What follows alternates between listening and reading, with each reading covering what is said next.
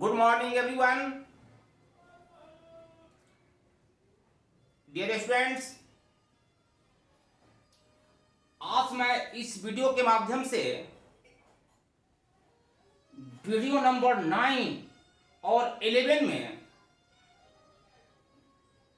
जो क्वेश्चंस पूछे गए थे उसी का आंसर पूरी व्याख्या के साथ मैं बताने जा रहा हूं। आप में से कुछ विद्यार्थी हमसे वीडियो नंबर 9 और 11 में पूछे गए प्रश्नों का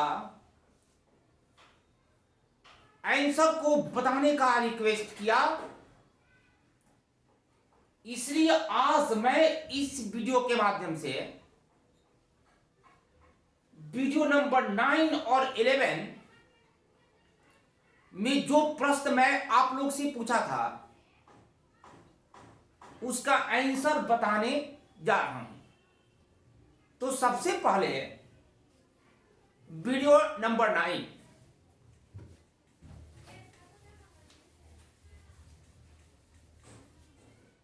सबसे पहले वीडियो 9 आंसर्स। सबसे पहले वीडियो 9 का आप लोग आंसर्स करें। हम आशा करते हैं कि बहुत विद्यार्थी इन सभी प्रश्नों का आंसर बना चुके होंगे, लेकिन जिनको समझ में नहीं आया आप अपने क्वेश्चंस को निकाल लीजिए नोटबुक से और सभी प्रश्नों का आंसर ध्यान से सुने। जैसे कुछ क्वेश्चन को मैं बोर्ड पर लिखकर आप लोग को बता रहा हूं। नंबर फर्स्ट है, if I B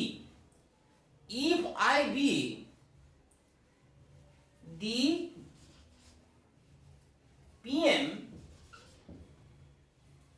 I would do something best for the poor।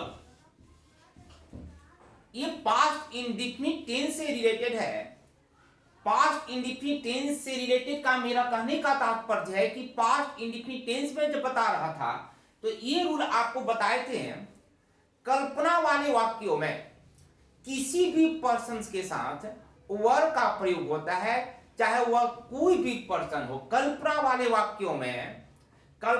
वाक्यों के एसी में, ये देखो एसी में किसी भी पर्सन के साथ वर का प्रयोग होता है। यानी if I was the PM, यदि मैं पीएम होता, I would do something best for the poor, तो मैं गरीबों के लिए कुछ अच्छा करता। यानी यहां पर कल्पना वाला वाक्य है दिया को आंसर हुआ answer number D, answer D 1। ये आपका आंसर फर्स्ट है। नाउ नंबर सेकेंड,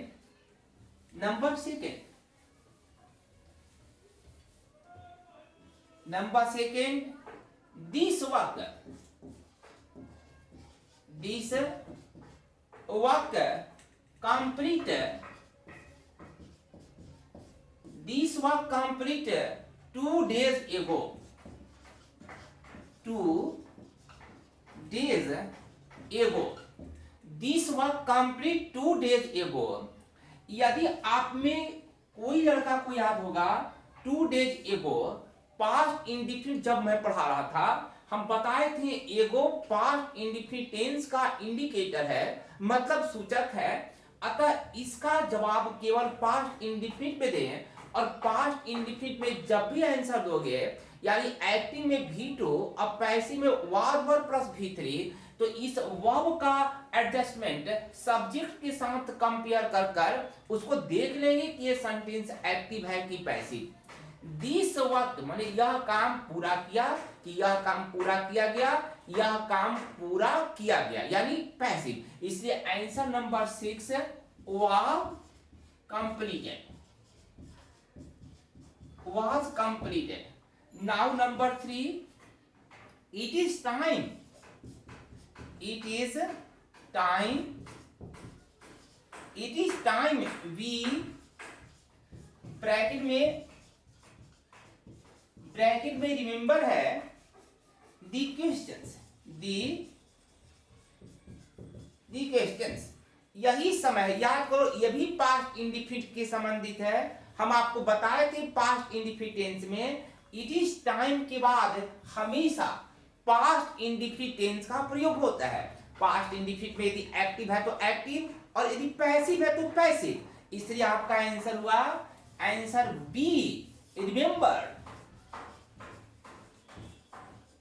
बी है रिमेंबर, यही समय है, यहां पर जब छुपा है जब हम लोग प्रश्नों को याद करते हैं। हमेशा प्रेजेंट इंडिफिनिट बोलते हैं लेकिन पास्ट इंडिफिनिट में आंसर देते हैं। नंबर 3 का answer B, remember. Now number 4, number 4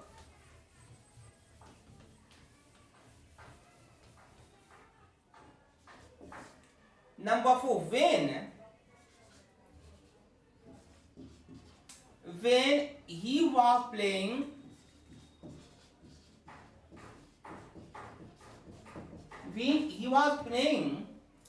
his field, when he was sorry not playing, ploughing है जोतना, PLOUGHING,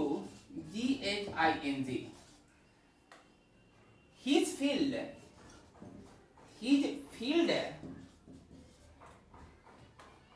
he find a golden ring. अब इसको देखो ध्यान से, जब वह खेत जोत रहा था, बताए थे ना, जब किसी भी वाक्य का एक हिस्सा पास्ट में रहे तो दूसरा भी पास्ट में होगा।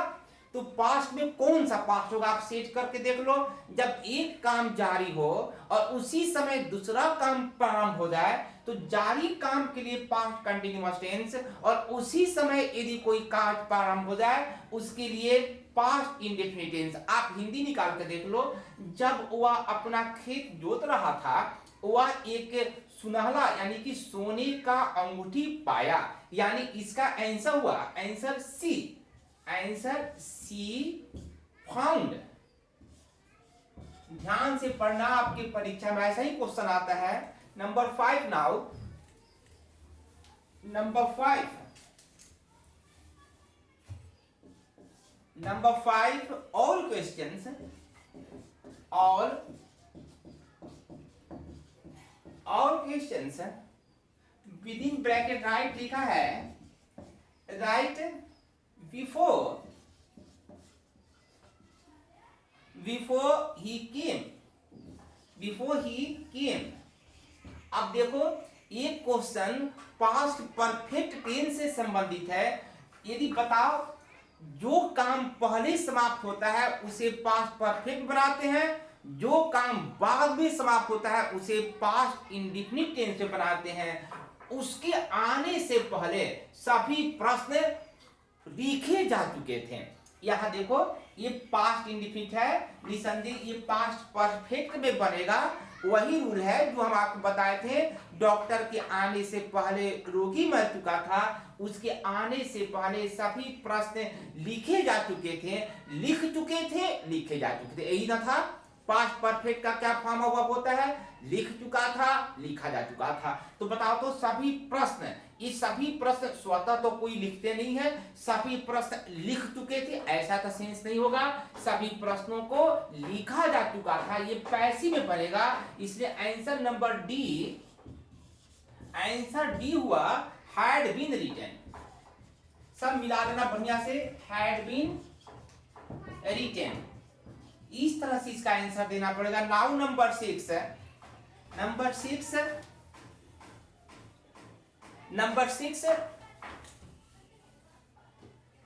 6 if only if only I come here. बताओ, आपको याद होना चाहिए, हम आप लोग से बताए थे कि if only I come here, कल्पना वाला वाक्य जो आपका इफ ओनली से स्टार्ट होता है, आई विश से भी स्टार्ट होता है, इफ से भी स्टार्ट होता है, पास्ट इंडिफिनिट पढ़ाए थे। आप ध्यान से पास्ट इंडिफिनिट को नोट्स बनाए होंगे या वीडियो में, जैसे भी आप पास्ट इंडिफिनिट पुनः भी आप देख लेना। If only I come here, ये कल्पना वाला वाक्य है। कल्पना वाला वाक्य में यदि ब्रैकेट में वर्ब दिया है वर्ब, तो वह पास्ट इंडिफिनिट बनेगा। तो काश यदि केवल मैं यहां आया होता, यानी आंसर हुआ past indefinite tense. A answer है, ए आंसर केम। ध्यान से समझना। नंबर 7,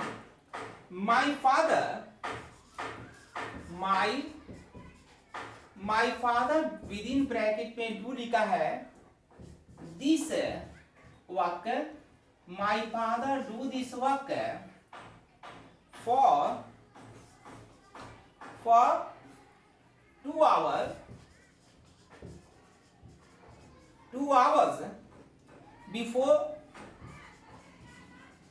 before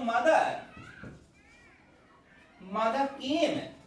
अब बताओ इसको कैसे पकड़ना है। बिफोर मदर केम, यहां से देखो, बिफोर मदर केम, ये पास्ट है ना, तो पहले डिसीजन कर लो। एक हिस्सा पास्ट में है तो निसंदेह दूसरा हिस्सा भी पास्ट में होगा। अब पास्ट में होगा तो किस पास्ट में होगा, पहले तो आप लोग जरूर डिसीजन ले लिए होंगे।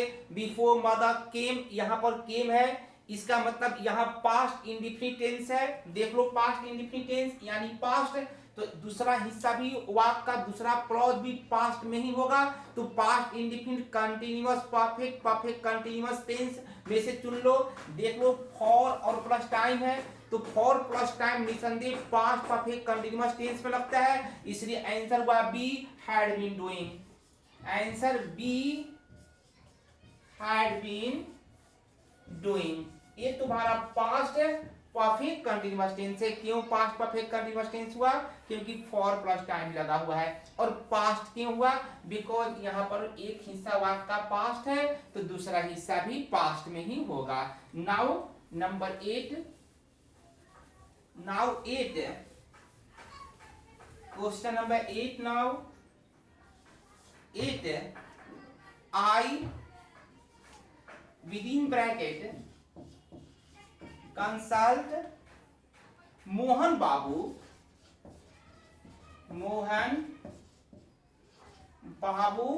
yesterday। अब देखो आंसर बताओ, yesterday किस टेंस में आता है, किस टेंस का सूचक है? बताए कि yesterday पास्ट इंडिफिनिट टेंस का सूचक है। देख लो, पास्ट इंडिफिनिट टेंस, और एक्टिव वाक्य है आई कंसल्टेड। आंसर हुआ बी, कंसल्टेड। ध्यान से सब देखना, प्रैक्टिस करना। इसी तरह बहुत सारा भी आपको सेट मिलेगा क्लास में या फिर वीडियो के माध्यम से हम देने वाले हैं। माई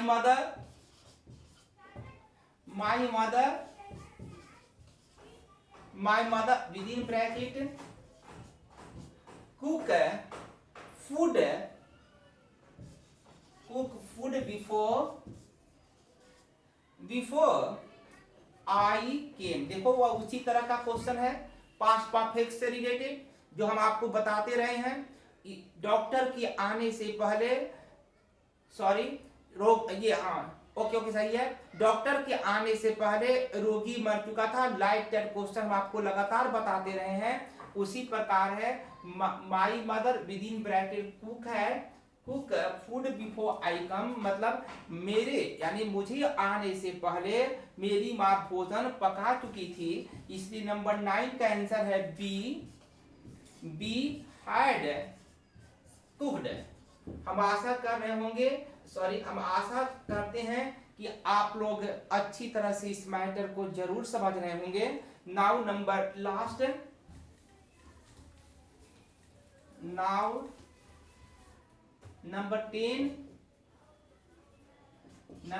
ही क्वेश्चन था। ही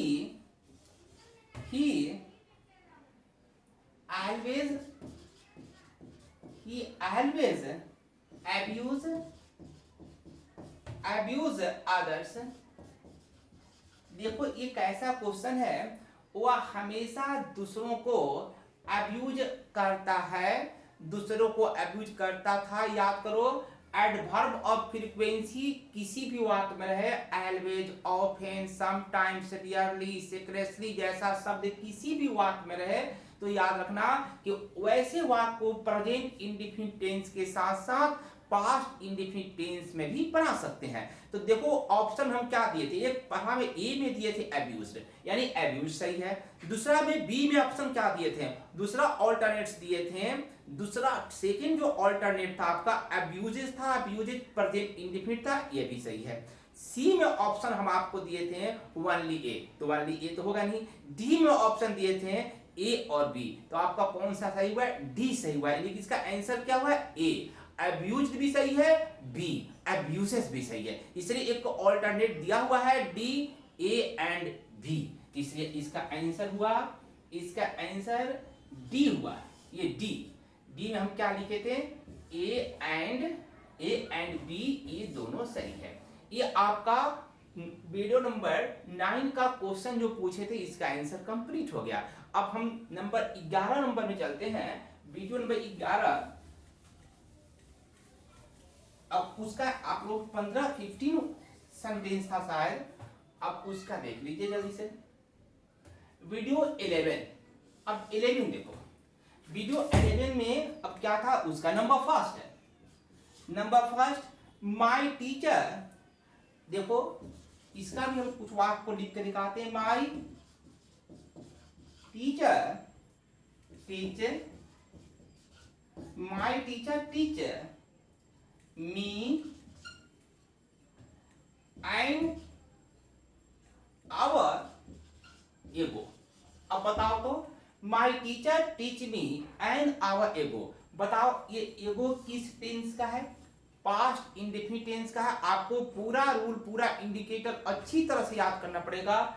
एगो पास्ट इंडेफिनिट टेंस का है, इसलिए इसका आंसर पास्ट इंडेफिनिट देना होगा। मेरे शिक्षक 1 घंटा पहले मुझे पढ़ाए, आंसर हुआ ए। टीच का सेकंड फॉर्म टॉट, ये आपका टॉट हो गया। ये पास्ट इंडेफिनिट टेंस में बनेगा, किसी अदर टेंस में नहीं बनेगा, क्योंकि यहां पर एगो है। Now question number second,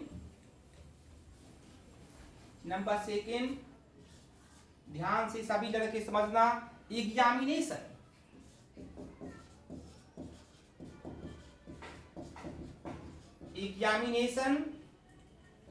hold next month, examination hold next month है। अब बताओ तो एग्जामिनेशन तो होल्ड का मतलब अपने से तो होता नहीं है, ये दूसरे के द्वारा, हम किसी अथॉरिटी के द्वारा होता है। और यहाँ बता दें, बताओ नेक्स्ट किस टेंस का सूचक है, नेक्स्ट फ्यूचर इंडेफिनिट टेंस का सूचक है। यानी ये सेंटेंस जब भी बनेगा तो फ्यूचर इंडेफिनिट बनेगा।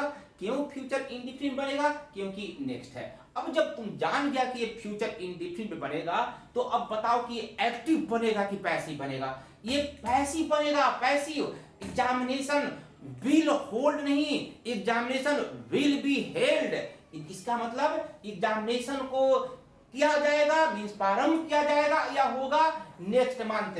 इसका आंसर हुआ, आंसर हम आपको ऑल्टरनेट दिए थे B, will be held.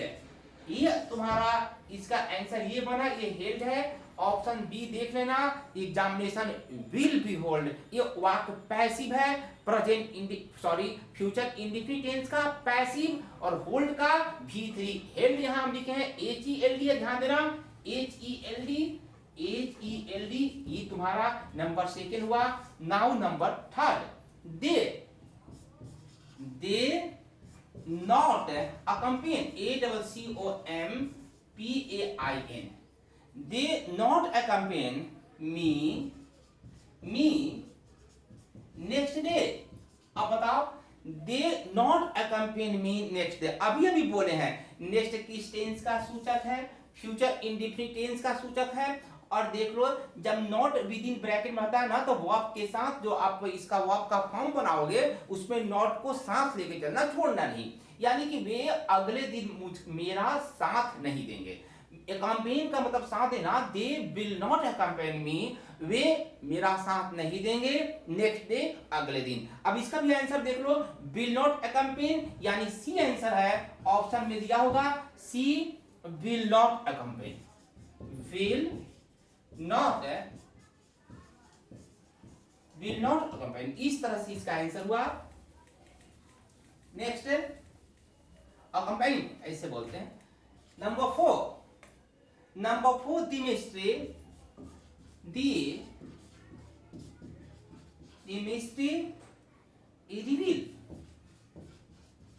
Reveal सुन। अब बताओ फिर से देखो, ये बताओ सुन किस टेंस का है, आप याद करो। यदि आपको इंडिकेटर है तो बताओ किस टेंस में सुन का एप्लीकेशन होता है। सुन का एप्लीकेशन हमेशा फ्यूचर इंडेफिनिट टेंस में होता है।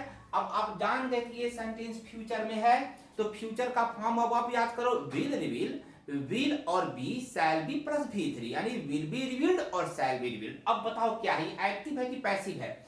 यह मतलब रहस्य शीघ्र प्रकट होगा कि प्रकट किया जाएगा? प्रकट किया जाएगा, पैसिव है। रहस्य कोई काम अपने से नहीं करता बल्कि किया जाएगा। देयरफॉर इसका आंसर हुआ, ये आपका वाक्य पैसिव है, ये ऑल्टरनेट क्या होगा, will be revealed, will be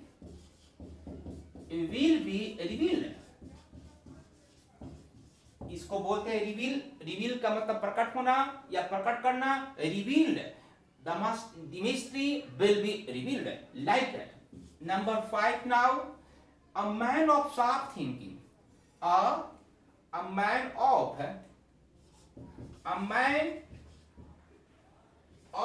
sharp, SHARP, a man of sharp thinking है, a man of sharp thinking get और। अब बताओ ये आपका सामान्य सच्चाई है या फिर इसको हैबिट भी कह सकते हैं। प्रेजेंट इंडेफिनिट टेंस का रूल नंबर 2, अस्थायी कार्य या आदत का बोध करने के लिए प्रेजेंट इंडेफिनिट टेंस का प्रयोग होता है। यह एक समान सा कार्य है, यह एक सच्ची बातें हैं, यह आदत भी कह सकते हैं। अ मैन ऑफ शार्प थिंकिंग, अच्छी सोच वाला यह व्यक्ति सब कुछ पाता है। अच्छा सोच वाला व्यक्ति सब कुछ पाता है, एकदम ये सच्चाई है, सामान्य सच्चाई है। और सामान्य सच्चाई वाली घटना में हमेशा प्रेजेंट इंडेफिनिट टेंस का प्रयोग होता है। और ऑल्टरनेट जरूर आपको दिया होगा सी गेट्स, GET और S, ये गेट्स हुआ, ये जरूर गेट्स। ये सामान्य सच्चाई था। एक बार से हम फिर से बोल देते हैं, सूरज पूरब में उगता है, पृथ्वी सूरज की परिक्रमा करती है। इस प्रकार से जितना पृथ्वी माता हम लोग को आश्रय देती है, पेड़ पौधे ऑक्सीजन छोड़ते हैं, ये सब सामान्य सच्चाई है। उसी प्रकार है a man of sharp thinking, अच्छी सोच वाला व्यक्ति सब कुछ पाता है। Therefore present indefinite tense alternate C में गेट से दिया होगा, आप उसको देखें। Number 6 now, number 6, why did he abuse you? देखो ये कैसा क्वेश्चन है, पास्ट इंडेफिनिट टेंस का क्वेश्चन, इंट्रोगेटिव सेंटेंस। हम आपको अच्छी तरह से पास्ट इंडेफिनिट का इंट्रोगेटिव सेंटेंस पढ़ाए हैं। जब भी पास्ट इंडेफिनिट का WH word, did, WH word plus did plus subject plus V1 plus object, यानी डिड प्लस सब्जेक्ट के बाद क्या होगा आंसर, V1। क्यों हुआ, तुम्हें गाली दिया, V1, यानी जरूर आपको ऑल्टरनेट दिया होगा B abuse. Number 7 now, my mother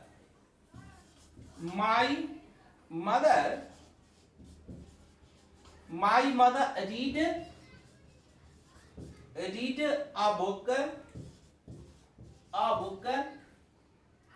last my mother with in bracket में रीड है, अब वो last night when she heard अनवायर, when she heard a noise, when she heard noise in the garden, in the garden। अब ध्यान से सुनो एक बार फिर, देखो ये वेन है ना, वेन से जो क्लॉज स्टार्ट हो रहा है देख रहे हो ना, पास्ट में हर्ड, इस तरह से जब एक पार्ट वाक्य का पास्ट में है तो दूसरा भी पास्ट में होगा। अब पास्ट में होगा तो क्या होगा, आप सेटिंग करके देख लो। फिर से बोल रहे हैं कि जब बीते हुए समय में कोई काम जारी हो और उसी समय दूसरा काम घटित हो जाए तो जो जारी काम है पास्ट कंटिन्यूअस में बनता है, और उसी समय जो काम घटित हो जाता है उसे पास्ट इंडेफिनिट टेंस में बनाते हैं। देखो तो, मेरी माँ पिछले रात एक बुक पढ़ रही थी और जब वह बगीचे में एक आवाज सुनी, यानी कि आवाज सुनी तो कब सुनी, जब वह पढ़ रही थी, जब वह पढ़ने का काम कंटिन्यू की थी और तभी वह बगीचे में एक आवाज सुनी, यानी इसका आंसर होगा पास्ट कंटिन्यूअस टेंस में। और आपको ऑल्टरनेट दिया होगा पास्ट कंटिन्यूअस टेंस में, सी दिया है आंसर, सी वाज रीडिंग।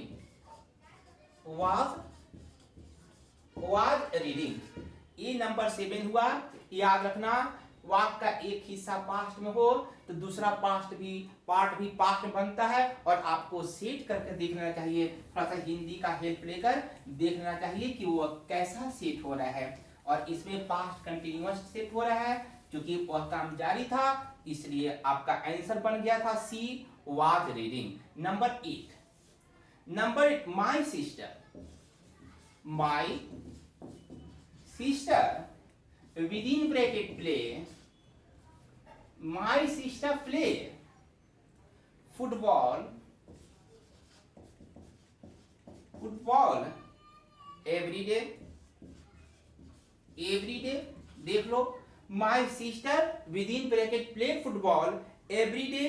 अब यहाँ पर आप बताओ, ऑल्टरनेट देखना, ये वाक्य तो एवरीडे है ना, पास्ट इंडेफिनिट भी बन सकता है, प्रेजेंट इंडेफिनिट बन सकता है, क्योंकि एवरीडे एडवर्ब ऑफ फ्रीक्वेंसी है जिसका प्रयोग आप प्रेजेंट इंडेफिनिट के साथ साथ पास्ट इंडेफिनिट में भी कर सकते हैं। लेकिन ऑल्टरनेट क्या दिया था उस पर तुम देखना, प्रेजेंट इंडेफिनिट और पास्ट इंडेफिनिट दोनों नहीं दिया होगा। नंबर 8 का ऑल्टरनेट दिया था ए प्लेज।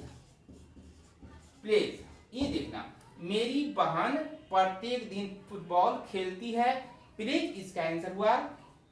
नेक्स्ट नंबर 9 इसका ए आंसर था, ए ऑल्टरनेट में प्लेज दिए होंगे। Number 9, it is high time, it is a high time he walk on the road। अब बताओ, इट इज हाई, ये हाइट लिखा गया था, it is high time, it is high time, it is a good time के बाद कैसा, हमेशा पास्ट इंडेफिनिट टेंस का प्रयोग होता है, इसलिए आंसर हुआ C walked. It is time, it is high time इत्यादि के बाद हमेशा पास्ट इंडेफिनिट टेंस का प्रयोग होता है, इसलिए answer C walked. Number 10 now, number 10 all shops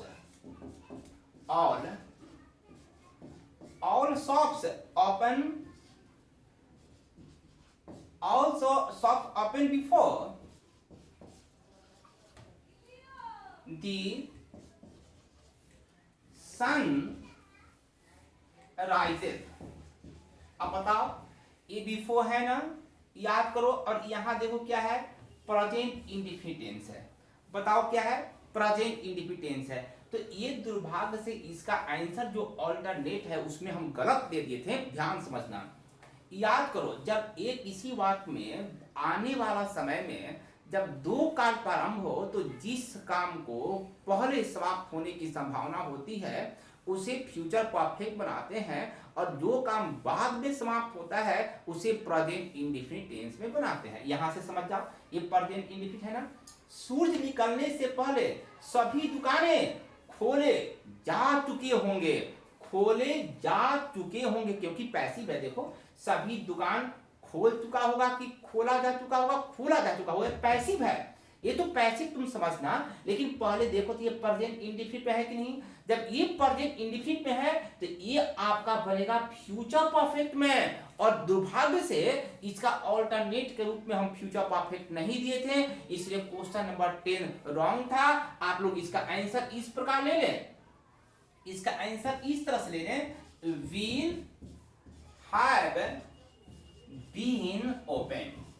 देखो, ये इसका ऑप्शन, इसका आंसर ये है, all shops will have been open, सभी दुकान खोले जा चुके होंगे, all shops will have been opened before the sunrise. एक प्रेजेंट इंडेफिनिट में है, फ्यूचर परफेक्ट में होगा, और फ्यूचर परफेक्ट में पैसिव है, इसलिए पैसिव होगा। दुर्भाग्य से 10 का ऑल्टरनेट में फ्यूचर परफेक्ट का पैसिव नहीं दिया था, वो क्वेश्चन रॉन्ग था, आप लोग उसको राइट कर लेना। नंबर 10 का आंसर होगा will have been open. Now number 11,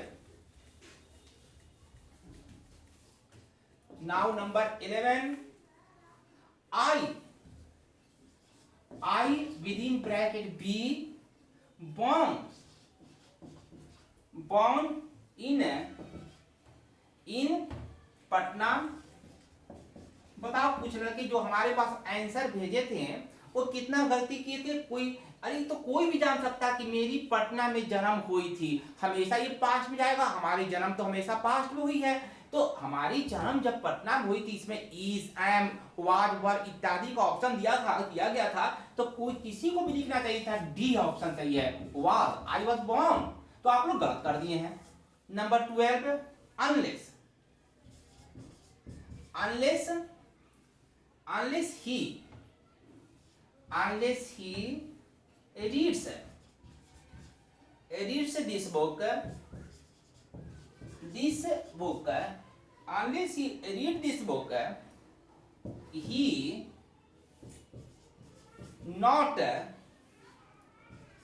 get success।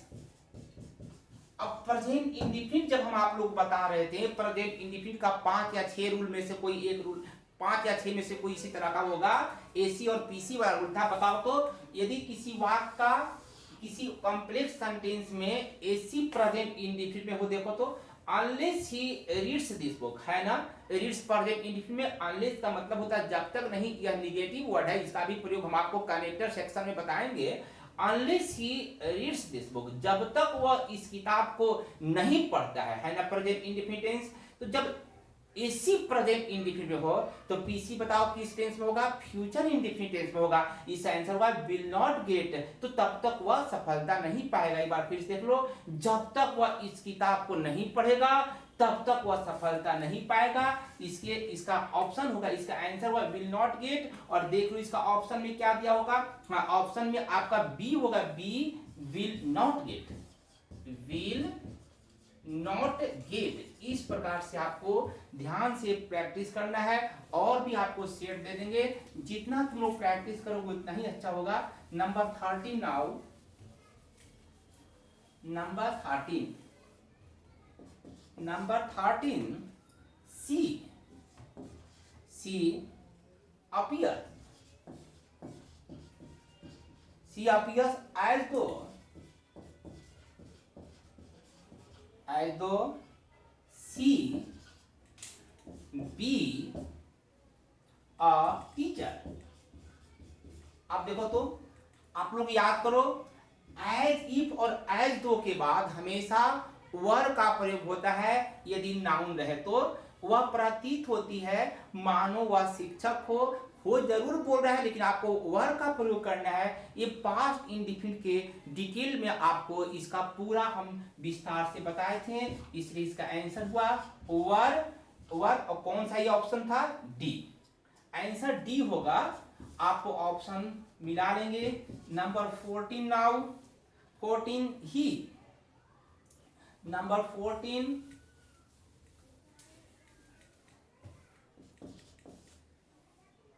he did not consult me, he did not consult me before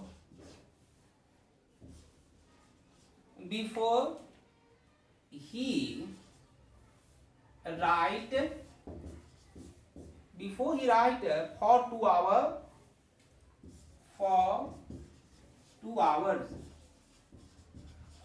hours बतलाओ he did not consult me कौन सा टेंस है? he did not consult है ना past. जब एक part past में हो तो दूसरा पार्ट भी पास्ट में होगा, तो ये किस में जाएगा? पास्ट में जाएगा, क्योंकि इसका एक हिस्सा पास्ट में है। और जब पास्ट में देखो फॉर प्लस टाइम रहेगा तो बताओ क्या आंसर लगता है? Past perfect continuous tense. लगातार बता रहे हैं, इसलिए आंसर हो गया हैड बीन राइटिंग। नंबर 14 का had been writing option A में दिया होगा, ए हैड बीन राइटिंग। ठीक है, एक बार पुनः हम आपको बता दें कि यदि किसी वाक्य का एक हिस्सा पास्ट में हो तो दूसरा हिस्सा भी पास्ट में होता है। ये देख लो, डिड नॉट पास्ट में है, इसका अर्थ पास्ट इंडिफिनिट में है। इंडिफिनिट वगैरह से मतलब नहीं है तो पास्ट में ना, तो यह भी पास्ट में जाएगा। और फॉर प्लस टाइम दिया हुआ है तो past perfect continuous tense. Therefore answer हुआ had been writing. Now number 15, ये नंबर 15 लास्ट का 15 ही क्वेश्चन दिए थे। नंबर 15 नाउ, कुछ लड़के 15 गलत बना के भेजे थे।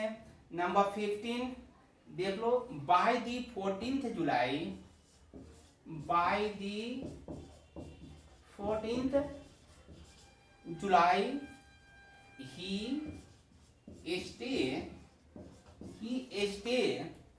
with me, he stay with me for 2 days, अब ध्यान से देखना, by 14 July future perfect continuous में तुम लोग बताए थे, यदि सब्जेक्ट से पहले बाई प्लस टाइम दिया हो और यदि उस वाक्य में फॉर प्लस टाइम दिया हो तो उसे फ्यूचर परफेक्ट कंटिन्यूअस टेंस पे बनाते हैं। इसलिए इसका answer future perfect continuous tense में होगा। फ्यूचर परफेक्ट कंटिन्यूअस में ऑप्शन दिए थे, नंबर बी ऑप्शन दिए थे। आंसर है number B, will have been staying, यहां पर स्टे था, विल हैव बीन स्टेइंग। इस प्रकार से विल हैव बीन स्टेइंग, इस प्रकार से आपका पूरा ये 11 का होमवर्क कंप्लीट हो गया। एक बार फिर से इस क्वेश्चन को देख लो, यदि सब्जेक्ट के पहले हम बताए थे by the end of the time, by 15 August like that रहे, बाय द 14 जुलाई से वह 2 दिनों तक मेरे साथ रुकता रहेगा, स्टे करता रहेगा। इस प्रकार से ये आपका होमवर्क समाप्त हो गया। अब यहाँ पर एक छोटा सा इंफॉर्मेशन ले लो, हो सकता है कि जुलाई से आप लोग का कोचिंग स्टार्ट हो जाए, इट मे बी पॉसिबल, ऐसा संभव हो सकता है।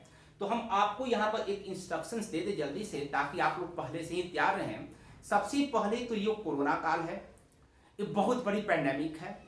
इस पैंडेमिक से बहुत ज़्यादा पूरे वर्ल्ड को लॉस है, भारत को भी बहुत ज़्यादा लॉस हुआ। जब तक इसकी वैक्सीन या मेडिसिन नहीं आता है, बहुत सारी एस्टिमेशन जारी है, बहुत सारा वर्ल्ड में इसकी इन्वेंशंस हो रहे हैं। एस्टिमेट किया जा रहा है कि ये आने वाले 2-4-5 माह में इसकी कोई वैक्सीन या कोई मेडिसिन आएगा। भारत भी इस पे काम कर रहा है, पूरे वर्ल्ड के वैज्ञानिक इस पे लगे हुए हैं। लेकिन जब तक कोई वैक्सीन और कोई मेडिसिन नहीं आता, तब तक हम लोग को कोरोना के साथ ही रहना है, कोरोना के साथ ही अपने जीवन शैली को आगे बढ़ाना है, कोरोना को अपनी लाइफ का एक हिस्सा मान लेना है। तो यदि कोचिंग स्टार्ट हो जाए, गवर्नमेंट की ऐसी डायरेक्शन आ जाए, कोचिंग स्टार्ट हो जाए, तो जितने भी छात्र हैं सबसे पहले तो उनके लिए मास्क बहुत जरूरी हो जाएगा। इसलिए आज से ही आप लोग घर का जो होम मेड मास्क है उसको आप तैयार करें। घर में अपने माँ से, अपने बहन से आप स्वयं कुछ टॉवल खरीद कर मार्केट से 8 तारीख से हो सकता है कुछ मॉल्स, कुछ कपड़े की दुकान खुल जाए, कुछ टॉवेल्स, कुछ धोती टाइप का कोई कपड़ा, कोई इधर तरफ कोई खादी वादी का कपड़ा, इस तरह से कपड़े खरीद कर आप उस कपड़े को 3 फोल्ड कर कर घर यानी होम मेड मास्क बनाना स्टार्ट करें। और प्रत्येक विद्यार्थी हम चाहेंगे कि 10, 15, 20 मास्क को अपने पास रखें, क्योंकि क्लास में हम बिना मास्क का आपको अलाउ नहीं करेंगे। जो भी गवर्नमेंट की डायरेक्शन होगी उसको हम लोग पूरी तरह से फॉलो करेंगे और सभी बच्चे मास्क पहनेंगे।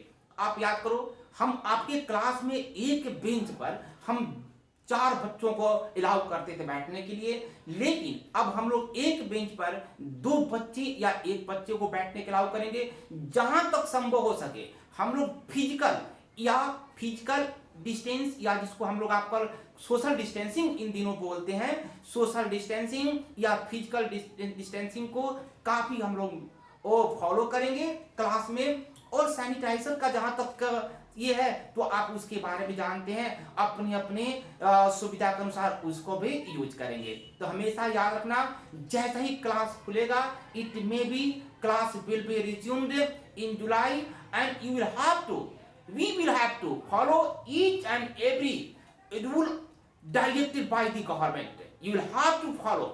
You will use mask, and just before I tell, you will have to prepare mask yourself with the help of towels and like that piece of cloths. And now prepare yourself to live with corona, because you know corona is the part of your life. Thank you.